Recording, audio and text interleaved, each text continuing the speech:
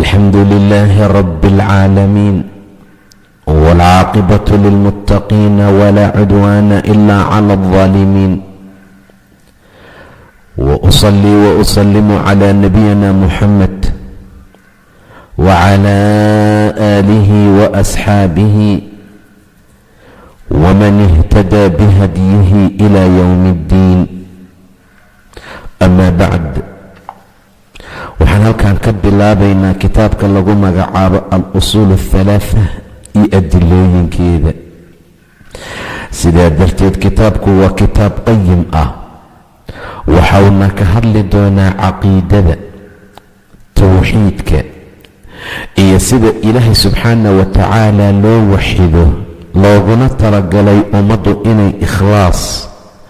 ugu socdaan towxiidka, diintoodana ay wax ka bartaan. intaa wuxuu raacsiin doonaa shuruudu salaadka iyo qawaacidda diinka haddii rabbi yidhaahda subxaanah wa tacaala. qof kastoo muslim ah waa inuu ku dadaalaa sidii towxiidkiisa uu u xaqiijin lahaa, si ilaahay agtiisa uu khayr iyo wanaag uga helo. ta'liifka kitaabka alifayna waa shaykhulislaam moxamed ibn cabdilwahaab ayuu noqonayaa in sha allahu tacaala. waxaan isku dayi doonnaa kitaabka sida ugu gaaban inaan u akhrino, wixii macno tafaasiil u baahanna waan duldhigi doonnaa haddii rabbi yidhaahda subxaanah wa tacaala. bismi illaahi araxmaani araxiim. magaca alle ayaan ku bilaabanayaa, ilaahay naxariista guud iyo midda gaar ahaaneedba lahaa. iclam, ogow raximaka allaahu, ilaahay ha kuu naxariistay, annahu sha'niya yajibu, inay waajib ku tahay calaynaa korkeenna tacalumu barasho 4 masaa'ila, 4 masaa'il iyo 4 waxyaabood inaan barano inay korkeenna waajib ku tahay. al-uulaa, midda koowaad, alcilmu waa cilmi. qof kastoo annaga naga mid ah waa inuu cilmi u lahaadaa, waa inuu cilmi yeeshaa. wa huwa, cilmigaana waa macrifatullaahi, ilaahay garashadiisa. qofku waa inuu ilaahay yaqaanaa, waa inuu rabbi aqoonsadaa. wa macrifatu nebiyihi, iyo nebigiisa garasho uu u leeyahay. iyo wa macrifatu diini alislaami, diinta islaamka macrifadeeda iyo barashadeeda. waxaad fahmi kartaan 3dan arrin inay yihiin arrimooyinka ugu culculus, loona baahan yahay qofka mu'minka ah ama muslimkaa inuu aqoon u yeesho. waa 3da su'aalood ee qabriga markaa laysku weydiiyo, biladillati weliba asagoo adilo haysta, oo mar kasta oo rabbi wax laga weydiiyo, nebigiisa la su'aalo, diinta islaamka wax laga su'aalo, meel lagu tiirsanaan karo oo adilad ahna inuu qofku markaa haysto. athaaniyatu, midda labaadna, alcamalu waa ku camalfal bihi, cilmiga lagu camalfalo. midda labaadna qofku waa inuu cilmigii uu bartay uu ku camalfalaa. athaalithatu, midda saddexaadna, addacwatu ilayhi, waa inuu cilmiga xaggii dadka ugu yeeraa. markii uu bartay ee uu ku dhaqmay, inuusan la seexanin, laakiinse inuu intuu istaago ummadda ugu yeero. alraabicatu, midda afaraadna, alsabru cala aladaa, waa sabir uu ku sabro qofka dhibka dushii oo fiihi dacwada ka soo gaaraya. ilan daaci baa noqonayaa markaad dhahdo, waayo mar allaala marka dhibku kuu imaanayo, aflagaado, caay, dhib iyo wax ka sii badan ama ka yarba inay kuu yimaadaan baa suuragal ah. waxbaan baranayaa in markaad dhahdo, in badan baa laga yaabaa inaysan dadka ihtimaam ku siinin. markaad dhahda anaa ku camalfalayana, dhib saasa ku soo gaari maayo oo adiguun bay xuqaas kugu yihiin. laakiin markaad intaad bulshada dhex gasho aad dhahda wax fiicanna u sheeg, waxunna ka reeb, markaa waaye marka dhibka uu kugu bilaabanayo, idan qofku inuu dacwada ku sabro. waddaliilu, waxaa daliil u ah qowluhu tacaala ilaahay qowlkiisa sarreeye uu yidhi bismi illaahi araxmaani araxiim waalcasri casarkii baan ku dhaartay. ilaahay wuxuu ku dhaaranayaa casirka waana daharkaa la yidhi. cibro aad iyo aad u weyn ayaa ku jira. waajihada dhanka marka la fiiriyo muruurka habeenka iyo maalinta waa daliilka ugu weyn ama wuxuu ka mid yahay adilooyinka ugu waaweyn ee inuu saanic jiro tilmaami kara.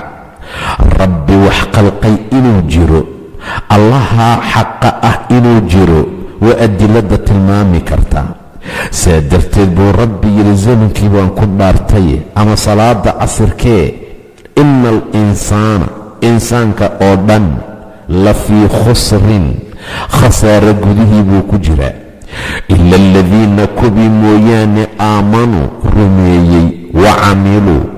haddana shaqeeyo camal qabtay camalkay qabteenna alsaalixaati camalada fiicfiican ee rabbi raalli ka yahay nebiga looga dayday camaladaa dadkii qabtay waaye ikhlaasna loo sameeyey watawaasaw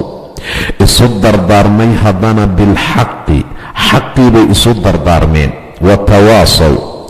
isku dardaarmay bisabri sabarkiina markaa isu dardaarmay. qaala ashaaficiyu imaamu shaafici wuxuu yidhi raximahu allahu tacaala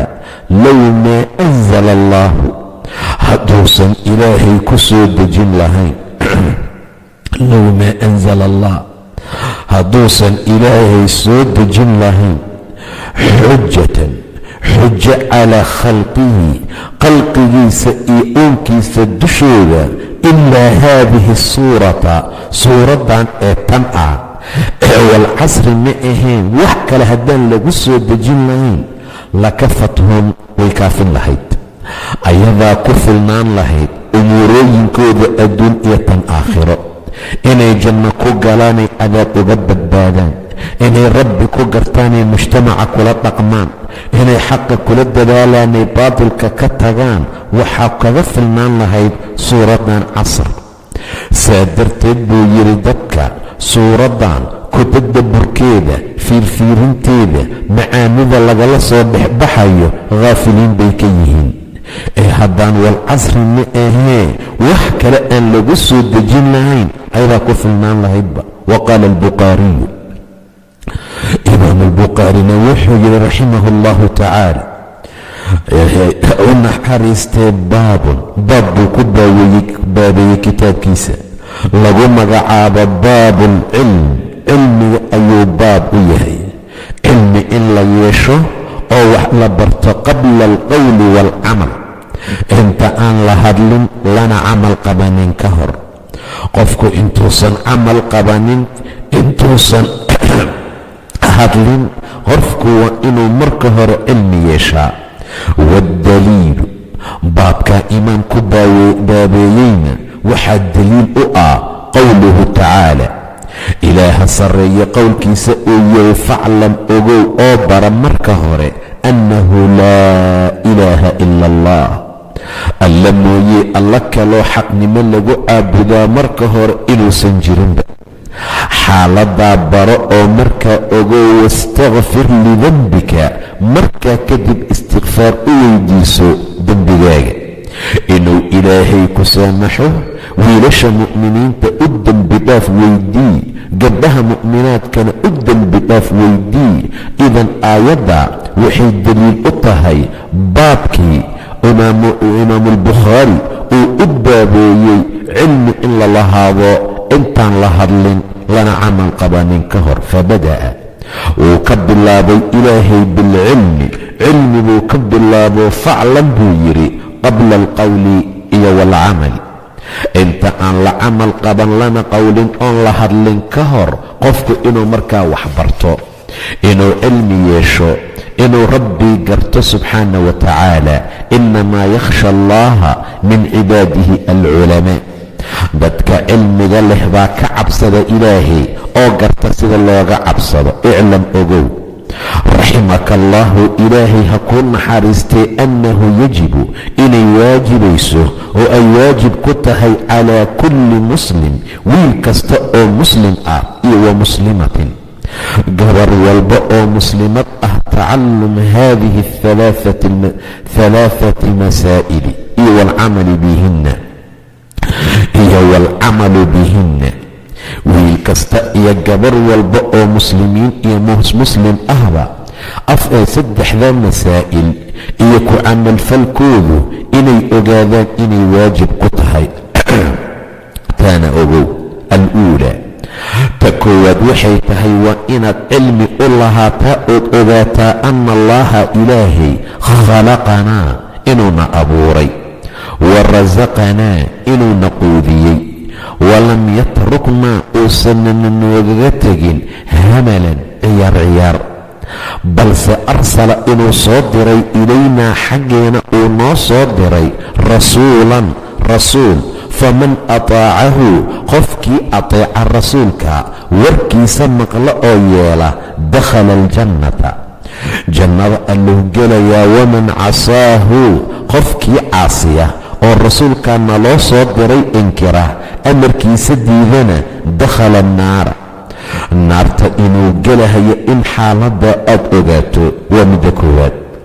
waddaliilu waxaa daliil u ah qowluhu tacaala ilaahay qowlkiisa uu yidhi innaa anagu arsalnaa waan dirnay ilaykum xaggiina rasuul baan soo dirnay rasuulkaasoo shaahidan markhaati calaykum korkiina ku ah rasuul idinku markhaati furahaya kamaa arsalnaa saan ugu dirnay oo kale ilaa fircown xaggiisa rasuula saan fircoonba rasuul ugu dirnaan idinkana rasuul idiin soo dirnay facasaa fircown wuu caasiyey alrasuula rasuulkii loo diray ayuu caasiyey fa akhadnaahu annaguna waan qabanay buu yidhi ilaahay akhdan qabasho wabiilan oo kakan qabasho wabiil ahoo xanuun badan oo adag ayaan markaa qabanay. taasi waa midda koowaad. athaaniyatu midda labaad waxay tahay anna allaaha ilaahay laa yardaa inuusan raalli ka noqonayn an yushraka in lala wadaajiyo oo loola shariik yeelo machu asaga micigiisa fii cibaadatihi cibaadadiisa in axad lala xiriiriyo fii cibaadadiisa axad in lala wadaajiyo raalli ka noqon maayo ilaahay. laa malakun muqarab walaa nebiyun mursalba ha ahaada haddii la doone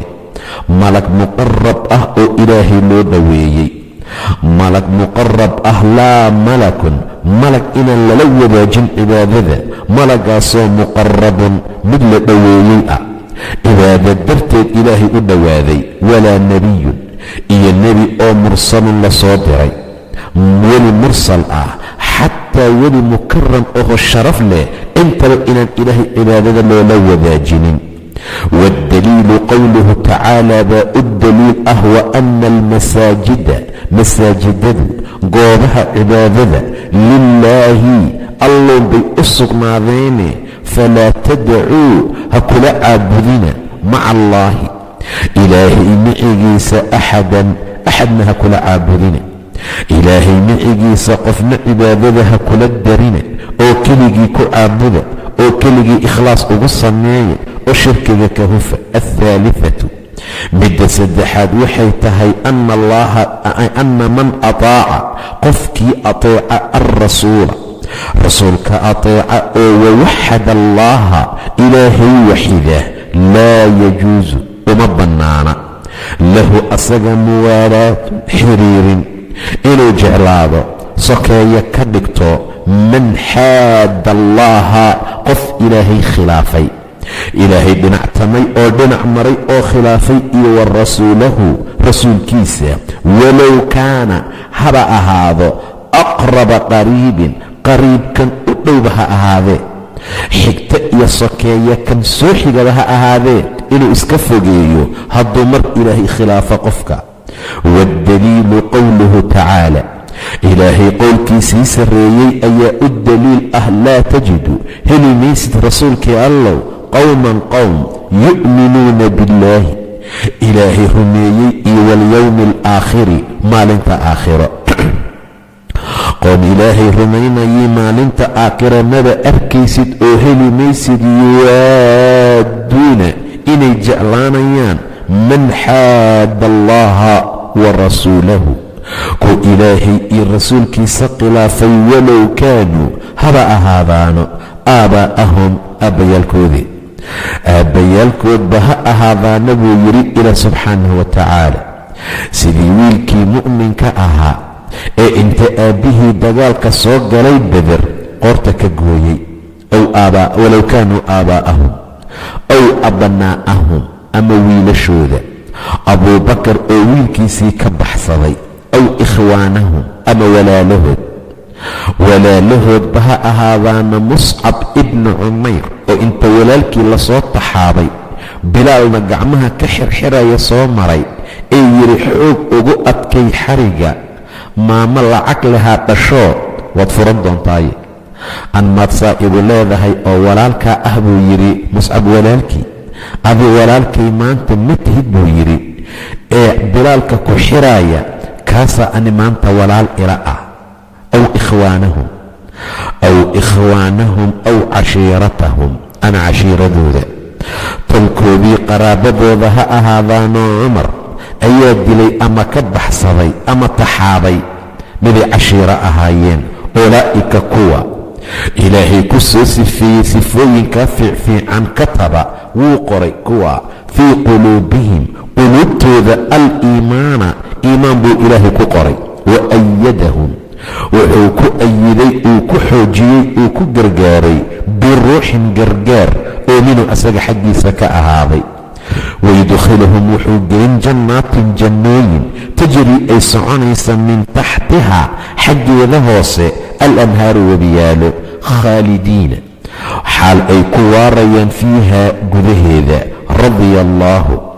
ilaahay wuu ka raalli noqday canhum xaggooda oo camalkii fiicnaa towxiidkii xaqa ahaa goyntii ay gooyeen kufaar iyo gaalo iyo wixii ilaahay dhinac marayba ayuu raalli kaga noqday waraduu ayaguna way raadi noqdeenoo canhu ilaahay xaggiisay raalli ka noqdeenoo jannadii abaalmarintii khayrkii wixii uu siiyey ay ku qanceenay ku raalli noqdeen ulaa'ika kuwaasi xisbullaahi xisbi ilaahay waaye waa xisbigii allah subxaana wa tacaala alaa hooyaay ina xisba allaahi ilaahay xisbigiisana hum ulmuflixuuna ayagaa ah kuwii markaa liibaanay iclam ogow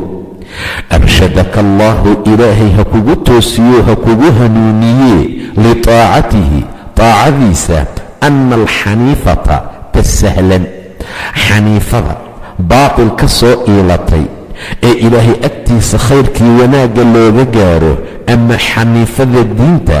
millata ibraahiima waa ibraahim diintiisa oo ah an tacbud allaaha inaad ilaahay caabudo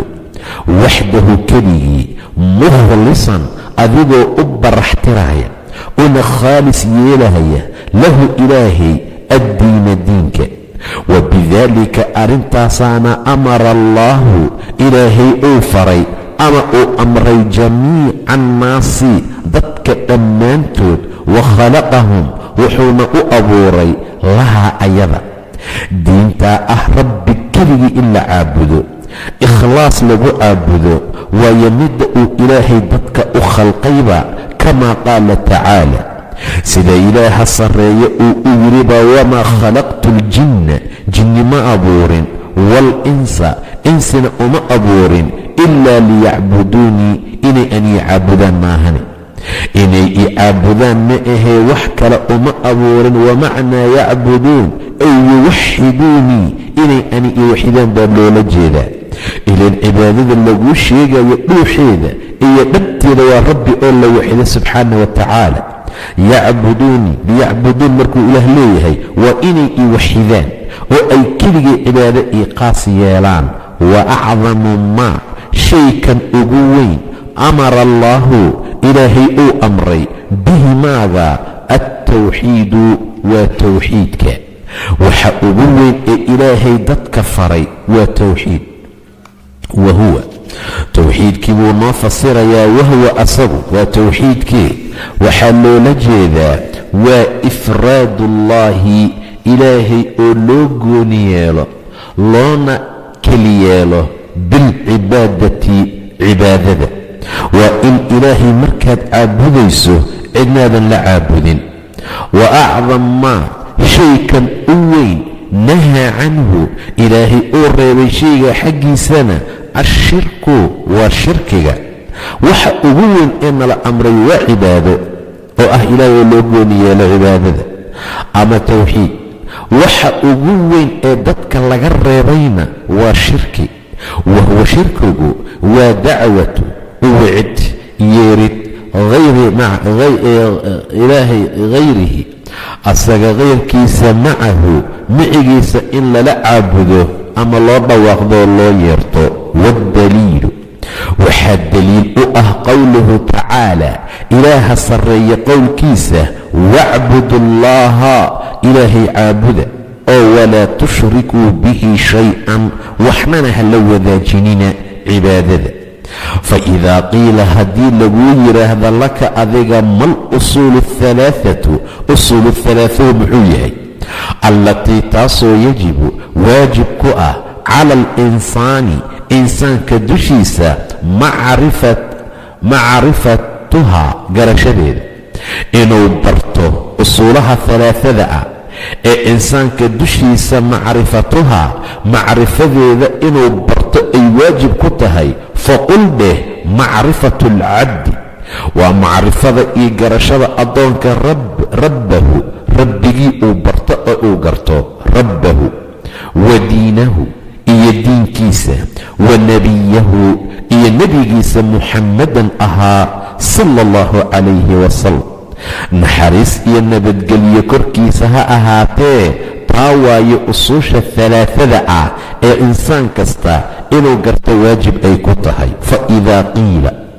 haddii laguu yidhaahda laka adiga man rabbuk, rabbigaa waa kuma? waayahay ilaahagii yaa waaye? faqul dheh rabbiy allaahu, rabbigay waa allah, alladii waa ilaahii rabbaanii i barbaariyey, wa rabba jamiica alcaalamiin, caalamka oo dhanna ku barbaariya, binicmatihi nimcadiisa. huwa macbuudii waa kii aan caabudayey, laysa lii iima sugnaanin oo melihi macbuudun siwaah, macbuud asi ka soo haray, ku asaga ka soo haray oo la caabudana melihi. laakiin rabbigay waa allahayga, waa midka i barbaariya, waxaan u baahanahay isiiya. jamiic caalamkay uunko idinna allaha barbaariya, kuna barbaariya nimcadiisa ku siiya, waana macbuudkaygii melihi mid la caabudo oo asaga ka soo haray. waddaliilu qowluhu tacaala baa u daliil ah, alxamdu lilaahi, ilaahay bay mahadi u sugnaatay, allihii rabbi alcaalamiina, uunka iyo koonka oo dhan iyo caalamkaoo dhanba rabbi u ah. wa kullu maa siwa allah, dhammaan wax kastoo ka soo haray ilaahay, caalamun waa caalam. caalamiin marka la leeyahay waa wixii alla ka soo haray oo dhan. wa ana anigu buu yidhi ilaahay, waaxidun baan ka ahay min daalika alcaalam, caalamkaa asaga ah. anigana ilaahii waaxidka ka ahaa caalamka ayaan ahay. faidaa qiila laka haddii laguu yidhaahdo ilaahaaga uma jeedide, bima carafta rabbak, maxaad ku aqoonsatay rabbiga inuu ilaahay jiro, sidaad ku ogaatay? faqul dheh biaayaatihi, aayaadkiisaan ku aqoonsaday, wa makhluuqaatihi, makhluuqaadka uu abuuray baan ku aqoonsaday. wa min aayaatihi, aayaadkiisa waxaa ka mid ah alleylu habeenkii, waalnahaaru maalinta, waashamsu waalqamaru qamarka iyo shamsada. shamsadu waa cadceedda ama qoraxda, qamarkuna waa dayaxa ama bisha, wa min makhluuqaatihi makhluuqaadkiisana waxaa ka mid ah uu qalqay alsamaawaatu asabcu samaawaadka toddobada ah iyo waalarduuna asabcu dhulalka toddobada ah iyo waman fiihinna waxa ku dhex jira gudahooda iyo wamaa baynahumaa waxa dhexdooda ku sugan iyo wamaa baynahumaa waxa u dhaxeeyaba waddaliilu qowluhu tacaala ilaaha sarreeye qowlkiisa u daliil ah wa min aayaatihi ilaahay aayaadkiisa lagu aqoonsado jiritaankiisa awooddiisa waxdaaniyadiisa waxaa ka mid ah alleylu waannahaaru habeenka iyo maalinta waashamsu waalqamaru bisha iyo qoraxda waashamsu qoraxda iyo waalqamaru dayaxa laa tasjuduu ha u sujuudina lishamsi walaa lilqamari shamsada iyo qamarka labadaba cadceedda iyo dayaxa ama bisha iyo qoraxdaba ha u sujuudine wasjuduu lilaahi ilaahay u sujuuda alladii allihii khalaqahunna idin abuuray alladii khalaqahunna allaha abuuray shamsada iyo qamarka u sujuuda ayagu waa makhluuqe khaaliq ma ahan allah qalqoo addoommo waaye idinkoo kale ah ha u sujuudine wasjuduu lilaahi ilaahay u sujuuda alladii allihii khalaqahunna abuuray in kuntum haddii aad tihiin iyaahu asaga tacbuduuna kuwa caabudaya kuwa ilaahay caabudaya haddaad tihiin alla keligii u sujuuda wa qowluhu tacaalaana waa u daliil ina rabbakum rabbigiin allaahu waa alle alladii ilaahii waaye khalaqa asamaawaati samaawaadkii waalarda arladaba ku abuuray fii 6 ayaamin 6 maalmood gudahooda uma intaa kadibna istawaa wuxuu u qastay ilaahay ama istawaa wuxuu ku ahaaday ama ku sugnaaday cala alcarshi carshiga dushiisa uma intaa ka bacdina istawaa cala alcarshi carshiga dushiisa ayuu ilaahay markaa ku ekaaday waa istawo oo ilaahay ku cilmi leeyahay yuqshi alleyla habeenkii buu daboolay annahaara maalintii buu ku daboolaa yatlubuhu xaalo uu dalbahayo xafiifan si xafiif ah macnaa musric asagoo ah si degdeg ah ayuu ku dalbaa oo mar allaala marka habeenkii uu baxo ayaa durbo maalintii timaadaa maalintii markii la waaye habeenkii baa soo daahay iyo gaarigii wadaajidka ku jabay iyo waxooga suga ma jiro yatlubuhu xafiifan waashamsa qoraxdii buu abuuray waalqamara dayaxii waalnujuuma iyo xidigihii intuba musakharaatin kuwa la sakhiray waaye waa kuwa la fududeeyey biamrihi amarkiisa alaa hooyaay lahu ilaahay waxaa u sugnaaday alkhalqu waalamru abuur iyo maamul amar oo dhan allah iska leh khalqi iyo uun dhanna allah iska leh tabaaraka allaahu ilaahay baa khayrkiisu batay rabbulcaalamiina caalamka rabbigood ah suuratu alacraaf waaye waalrabbu huwa almacbuud rabbi waa midka la caabudo waddaliilu qowluhu tacaala baa u daliil ah yaa ayuha annaasu dadow ucbuduu caabuda rabbakum rabbigiin yaa ayuha annaasu icbuduu rabbakum war rabbigiin caabuda alladii allihii khalaqakum idin abuuray waaladiina kuwiina abuuray min qablikum idinka horeeyey lacallakum waxaad mudan tihiin tattaquuna inaad cabsataan baad mudan tihiin alladii macbuudkii allihii caabuda jacala yeelay lakum adinka alarda dhulka firaashan mid goglan alladii jacala lakum alarda firaashan waasamaa'a samadiina binaa'an dhis idinkaga dhigay mid dushiinna ku dhisan oo saanqaaf arlada u ah wa anzala alla wuxuu ka soo dejiyey min asamaa'i xagga sare maa'an biyo fa akhraja bihi wuxuuna ku soo saaray biyaha min athamaraati mirihii xaggooda risqan lakum risqisiin darteed idinka laydinku quudinayee falaa tajcaluu ha u yeelina lilaahi ilaahay andaadan wax la mid ah wax andaad ah ha u samaynina mathal iyo nadiir ha u yeelina ila subxaana wa tacaala wa antum taclamuuna idinkoo og inuusan ilaah ilahayn subxaana wa tacaala. qaala ibnu kahiir wuxuu yidhi raximah اllahu tacaala waa mufasirkiiye alkhaaliqu lihadihi اlashyaa ashyaa'da oo dhan midka khalqay huwa almustaxiqu lilcibaadati waa midka cibaadada mutaystay. wabiاllahi towfiiq wallahu subxaanahu wa tacaala aclam.